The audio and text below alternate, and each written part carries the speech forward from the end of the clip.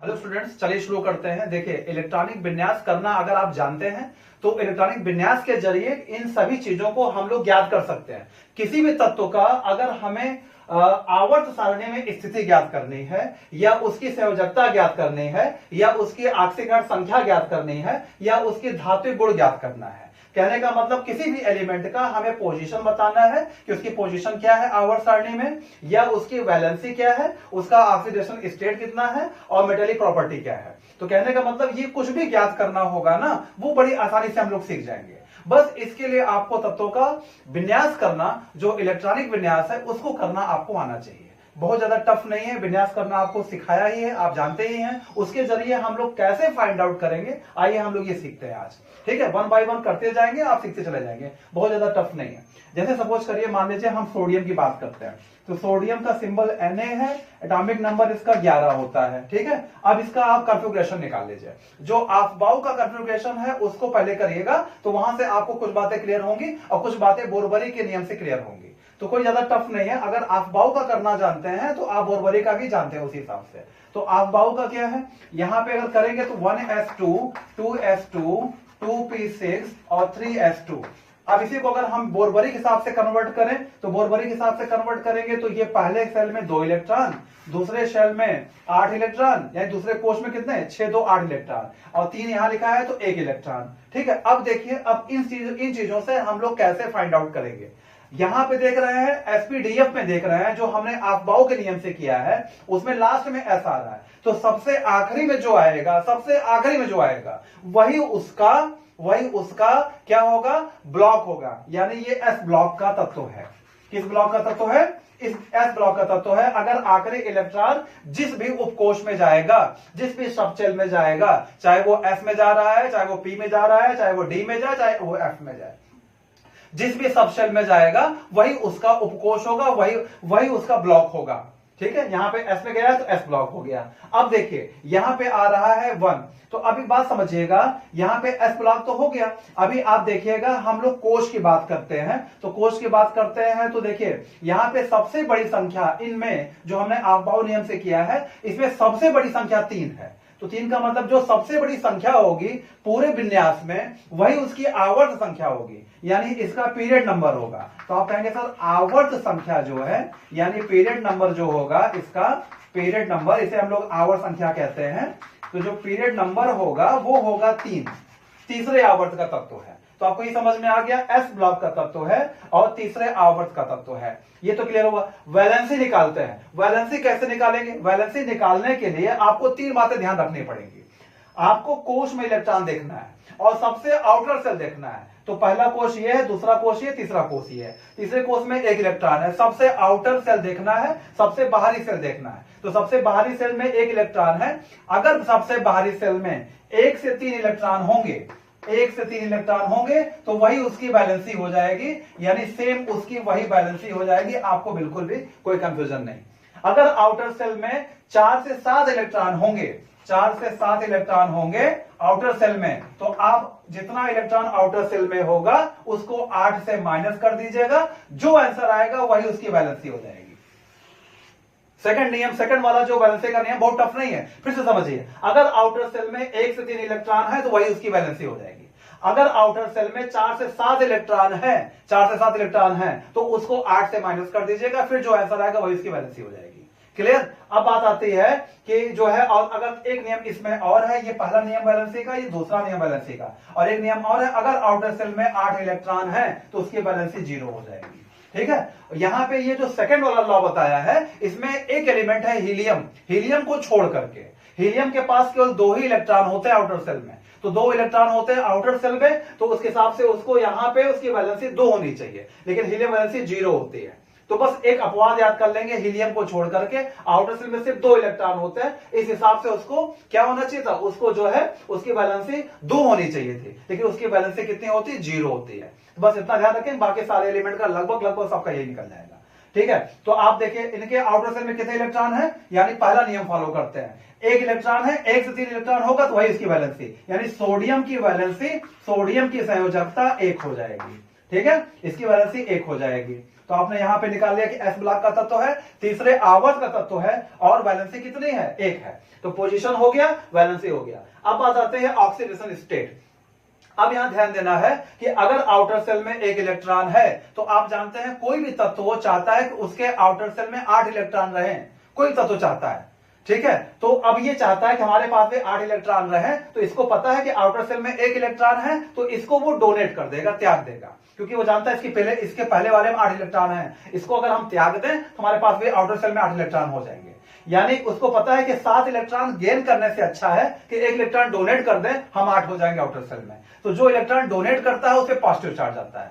तो आपको पता है कि उसने 1 इलेक्ट्रॉन डोनेट किया है, तो इनकी ऑक्सीकरण जो अवस्था होगी ना, इनका जो ऑक्सीडेशन स्टेट होगा, ऑक्सीकरण अवस्था, ठीक है, ऑक्सीकरण अवस्था जो होगी उनकी कितनी होगी, ऑक्सीकरण जो अवस्था होगी वो होगी +1। जितना इलेक्ट्रॉन डोनेट करेगा उतना जो है आपको +1 कर देना है, जितना इलेक्ट्रॉन गेन करेगा उसी हिसाब से माइनस कर देना है, ठीक है। अगर इलेक्ट्रॉन डोनेट नहीं करता, वो आदर्श गैस है, नोबल गैस है, अक्रिय गैस है, तो ऑक्सीकरण संख्या 0 हो जाएगी, यानी वैलेंसी भी 0 हो जाएगी, तो ये भी 0 हो जाएगी, ठीक है। अब यहां इसने 1 इलेक्ट्रॉन डोनेट किया था तो +1 हो गया। ऑक्सीकरण अवस्था और संयोजकता यानी वैलेंसी में यही डिफरेंस है। वैलेंसी कभी भी माइनस में नहीं होती, लेकिन संयोजकता जो होती है, ये संयोजकता कभी माइनस में नहीं होती, लेकिन ऑक्सीकरण अवस्था माइनस में रहती है, माइनस और प्लस दोनों में रहती है। तो वैलेंसी हमेशा प्लस में लिखी जाती है, तो ये डिफरेंस होता है। तो आपने पोजीशन बता दिया, वैलेंसी बता दिया, ऑक्सीडेशन स्टेट बता दिया, +1। मेटेलिक प्रॉपर्टी देखिए, एक छोटा सा फार्मूला, अगर 1 से 3 इलेक्ट्रॉन है, जो वैलेंसी वाला फार्मूला बताया है ना, वही यहां पे काम करेगा। अगर 1 से 3 इलेक्ट्रॉन है तो वो मेटल होगा। आउटर सेल में अगर 1 से 3 इलेक्ट्रॉन है तो वो धातु होगा, और 4 से 7 इलेक्ट्रॉन है तो वो अधातु होगा, यानी नॉन मेटल होगा, और 8 इलेक्ट्रॉन है तो वो आदर्श गैस है, नोबल गैस है। यही फार्मूला काम करेगा, सिर्फ हीलियम को छोड़ करके।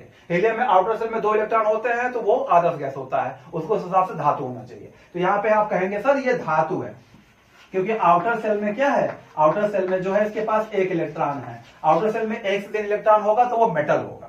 देखिए, सोडियम की आपने सारी बात बता दी, यानी किसी भी एलिमेंट की ये सारी बात बता देंगे, कुछ बातों को ध्यान रखेंगे बस।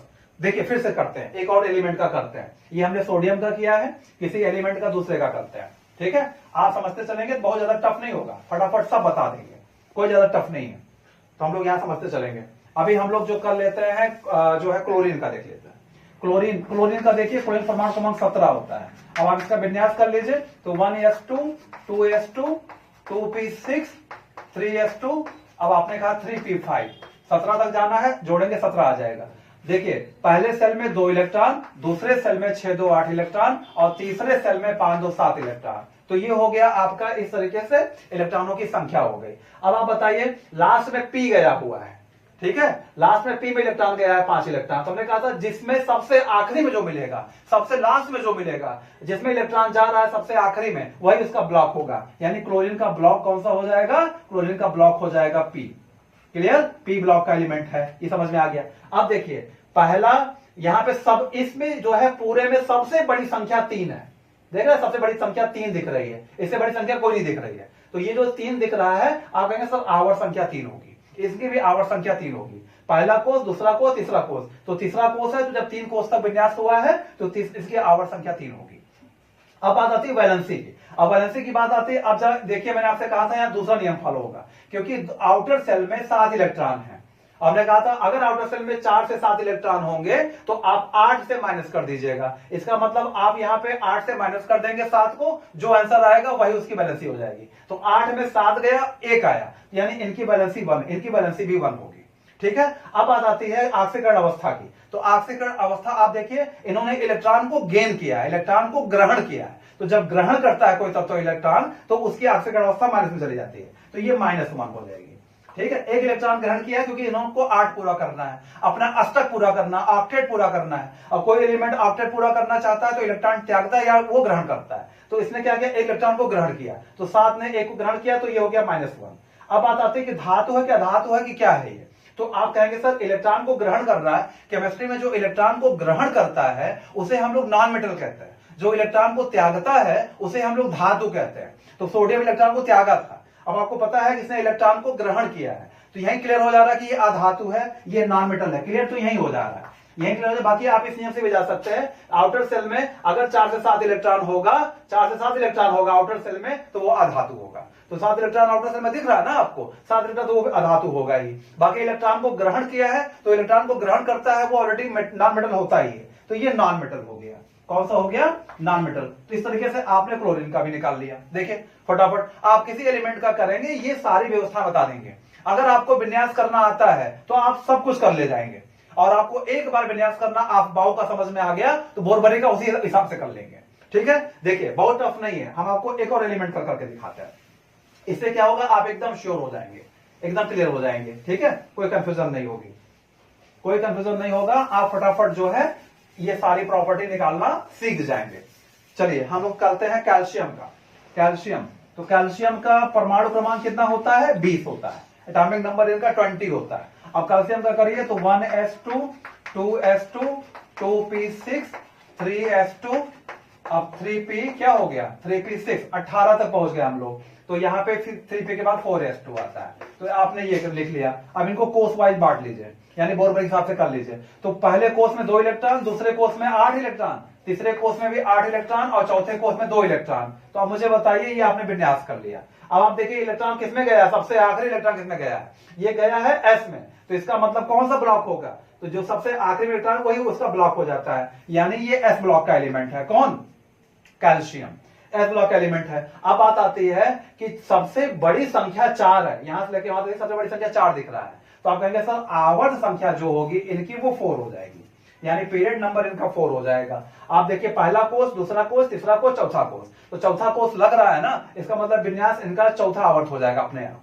वैलेंसी देखिए, वैलेंसी निकालने का तरीका क्या बताया था? आउटर सेल देखिए, आउटर सेल में अगर 1 से 3 इलेक्ट्रॉन होंगे तो वही इसकी वैलेंसी। कितने इलेक्ट्रॉन है? 2 इलेक्ट्रॉन है ही है, वैलेंसी इनकी 2 हो जाएगी। वैलेंसी इनकी कितनी हो जाएगी? 2 हो जाएगी।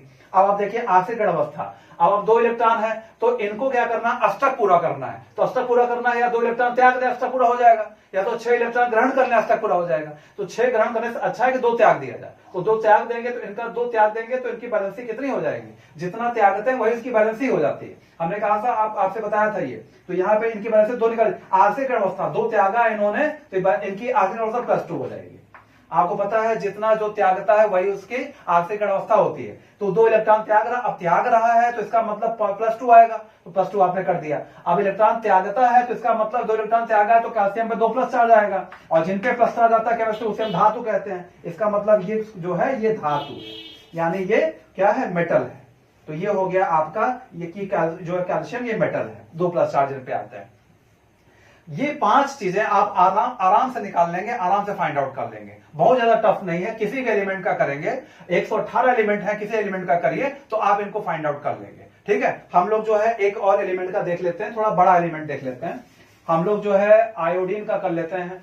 ठीक है, आयोडीन का कर लेते हैं। देखिए आयोडीन का कर लेते हैं, आयोडीन का चेक कर लेते हैं। उसके माध्यम से हम लोग थोड़ा सा जो है ये भी सीख पाएंगे कि थोड़ा बड़ा एलिमेंट को कैसे करना होगा, तो उसमें कैसे कर पाएंगे। ठीक है, देखिए अब क्या करना है, अगर आयोडीन की बात करें तो आयोडीन जो होता है, आयोडीन का परमाणु क्रमांक होता है 53, और 53 होता है। तो इनको करिए 1s2 2s2 2p6 3s2 3p6 4s2, फिर हो जाएगा 3d10, फिर हो जाएगा 4p6 फिर हो जाएगा 5s2। उसके बाद हम लोग आ जाते हैं किस पे? कितना जोड़ी जरा? 2 4 10 12 18 2 20 10 30 6 36 36 2 36 2 हो गया है, टोटल 38। तो हम लोग कर लेते हैं 3d10 हो चुका है, 4p6 5s2। इसके बाद आता है आपका क्या? 4d10 आएगा, फिर आ जाएगा 5p। अब आपको 38 तक पहुंचे तो 38 10 48 हो गया, और 5p फिर आ जाएगा 48 5 53 होता है ना, तो 48 5 53 ये हो गया, p में खत्म हो गया। अब आप मुझे बताइए इनका विन्यास कर लिया, अब इनको कोष वाइज बांट लीजिए। पहले कोष में 2 इलेक्ट्रॉन, दूसरे कोष में 8 इलेक्ट्रॉन, और तीसरे कोष में देखिए तीसरा कोष यहां है और तीसरा यहां भी है, तो 18 इलेक्ट्रॉन। 6 2 8 10 18। और चौथे कोष में देखेंगे चौथा कोष यहां है, चौथा कोष यहां है, और चौथा कोष यहां भी 18 इलेक्ट्रॉन होगा चौथे में भी। और पांचवा कोष देखिए 5 इलेक्ट्रॉन यहां है, 2 इलेक्ट्रॉन यहां है, तो 7 इलेक्ट्रॉन होगा। इसका मतलब इनका जो बोरबरी हिसाब से ये निकलेगा। अब इनका निकल गया 2 8 18 18 7, ये हो गया 53 का। ठीक है। अब इनका जो बताइए सबसे आखिरी में इलेक्ट्रॉन पी में प्रवेश किया है, पी में, तो ये किस ब्लॉक के होंगे, पी ब्लॉक के एलिमेंट है। किस ब्लॉक के एलिमेंट है, पी ब्लॉक का एलिमेंट होगा, ठीक है। अब बात आती है कि आवर्त संख्या, तो सबसे बड़ी संख्या आप देख रहे हैं इसमें 5 है, तो आवर्त संख्या आपने कहा सर इनकी आवर्त संख्या जो होगी 5 होगी, ये 5वां आवर्त का एलिमेंट है आयोडीन, ठीक है। ये आप ऐसे भी निकाल सकते हैं, पहला कोष, दूसरा कोष, तीसरा कोष, चौथा कोष, पांचवा कोष, पांचवा कोष है, पांचवा से आवर्त संख्या 5 होगी। अब वैलेंसी की बात करते हैं। वैलेंसी तो आप जानते हैं, आउटर सेल देखना पड़ेगा, आउटर सेल में 7 इलेक्ट्रॉन है, सेकंड लॉ फॉलो करेंगे। सेकंड लॉ में क्या है, अगर 4-7 इलेक्ट्रॉन होंगे तो जितना होंगे उसको 8 से माइनस कर लीजिए, तो 8 से माइनस कर लेंगे तो 8 में 7 गया तो कितना बचा, 1, यानी इनकी इनकी जो वैलेंसी होगी, इनकी जो संयोजकता होगी वो होगी 1, वैलेंसी 1 निकाल लिया। ऑक्सीकरण अवस्था, अब इनके आउटर सेल में 7 इलेक्ट्रॉन है, ये अपना अष्टक पूरा करना चाहते हैं, तो ये एक इलेक्ट्रॉन को ग्रहण करेंगे, तो ग्रहण करेंगे तो आपने कहा सर एक इलेक्ट्रॉन को ग्रहण करेंगे तो इनकी जो है ऑक्सीकरण अवस्था हो गई -1, एक इलेक्ट्रॉन को गेन किया, ऑक्सीडेशन स्टेट -1 में चला गया। अब आप ऐसे जो इलेक्ट्रॉन ग्रहण करता है उस पर माइनस चार्ज आता है, एक इलेक्ट्रॉन ग्रहण किया माइनस चार्ज, जिसपे माइनस चार्ज आएगा वो होगा अधातु, यानी ये हो गए आपके अधातु, ठीक है। ये हो गए आपके नॉन मेटल, कौन से मेटल हो गए, नॉन मेटल। इस तरीके से आपने आयोडीन की सारी व्यवस्था, सारी चीजें बता दिया। आपसे कोई पूछे कैसे सारी चीज निकालना हमको आ गई, ठीक है स्टूडेंट्स, बहुत ज्यादा टफ नहीं है।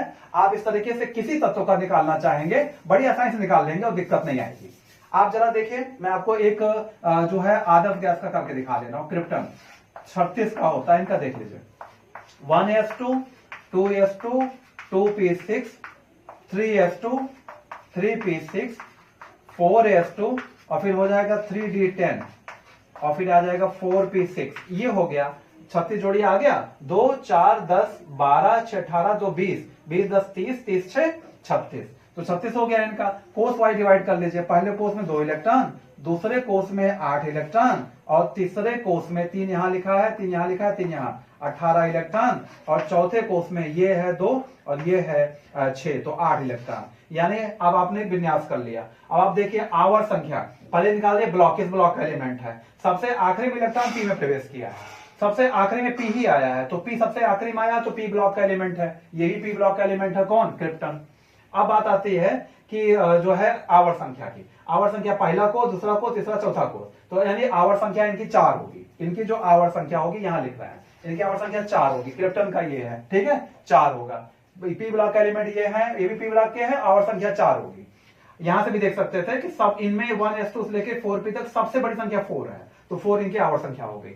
अब बात आती है वैलेंसी की, तो वैलेंसी अब देखना 8, हमने आपसे कहा था कि अगर 8 इलेक्ट्रॉन होंगे आउटर सेल में तो वैलेंसी 0 हो जाएगी, तो इनकी वैलेंसी 0 हो जाएगी, वैलेंसी क्या हो जाएगी, वैलेंसी बराबर 0, ठीक है। अब बात आती है ऑक्सीकरण अवस्था, अगर वैलेंसी 0 होती है तो इलेक्ट्रॉन त्यागने और ग्रहण करने की व्यवस्था तो उनके अंदर है ही नहीं, फिर तो वो वहां पे ऑक्सीकरण संख्या भी 0 हो जाएगी, तो ऑक्सीकरण संख्या भी 0 हो गई, ठीक है। अब बात आती है कि मेटल है कि नॉन मेटल है कि क्या है, अगर लास्ट में 8 एलिमेंट 8 जो है तत्व है तो उन्हें फिर आदर्श गैस कहा जाता है, तो वो नोबल गैस हो गए, नोबल गैस कहिए इनको, इनर्ट गैस कहिए, आदर्श गैस कहिए, सब वही है, ठीक है।